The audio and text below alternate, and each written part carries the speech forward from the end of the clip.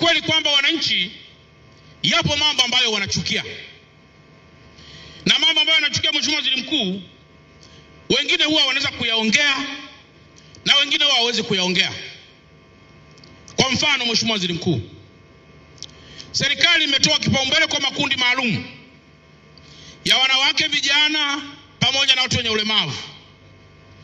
Mwananchi anakwenda kwa ajili ya kupata mkopo, anazungushwa siku ya kwanza, anazungushwa siku ya pili, anaomba rushwa, mkopo nao hapati. Huyu mwananchi kwa ujumla lazima ataichukia serikali.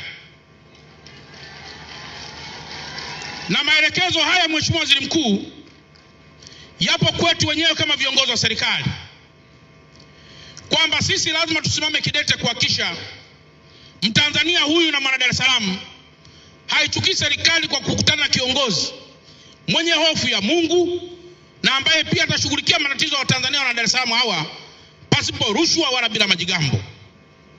Hili naomba nikuthibitishie, Mheshimiwa Waziri Mkuu, kwamba mimi na wenzangu hapa Dar es Salaam lazima tujipange upya.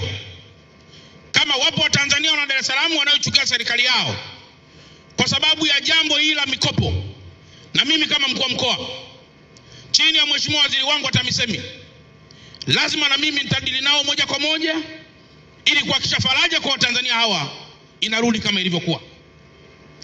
Lakini jambo jingine, Mheshimiwa Waziri Mkuu, unakuta Mtanzania wa Dar es Salaam, Mheshimiwa Rais ameshatoa fedha kwa ajili ya miradi ya maji, lakini hapa Ubungo kwa mfano kila siku anaambiwa maji hamna.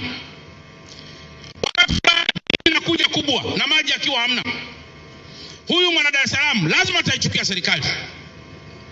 Mimi naomba nikuthibitishie, Mheshimiwa Waziri Mkuu, kwamba kama wapo watu wanaochukia serikali kwa sababu ya huduma hizi za maji mbovu, nimekwisha ongea na Mheshimiwa Waziri wangu wa maji kwamba zile data tunazozizungumza kwenye vinywa vyetu kuhusu maji kwa wana Dar es Salaam ziwe ndio data halisi na watu waweze kupata maji.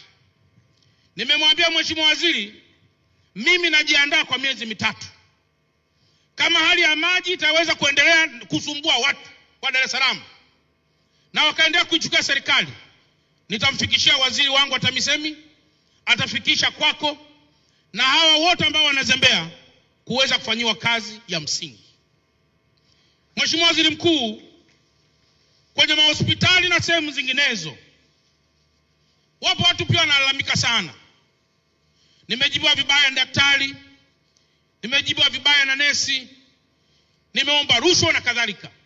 Nataka nikuthibitishie, Mheshimiwa Waziri Mkuu, haya yote tutasimamia ili kuhakikisha yale malalamiko ya wenzetu yanafanywa kazi. Lipo kundi la vijana wa bodaboda, kila likipita huko ilikuwa ni rushwa, ilikuwa ni faini kubwa. Bodaboda ni ya shilingi 200,000, faini 300,000. Mheshimiwa Waziri Mkuu, mambo madogo madogo kama haya yanaweza pia kutuchonganisha kati ya serikali na watu tunaowaongoza. Naomba pia nikuthibitishie kwamba mambo haya yote yatafanywa kazi katika mkoa wetu wa Dar es Salaam. Mheshimiwa Waziri Mkuu, niruhusu kwa muda dakika moja tu nikupe tu hadithi ndogo. Tarehe 29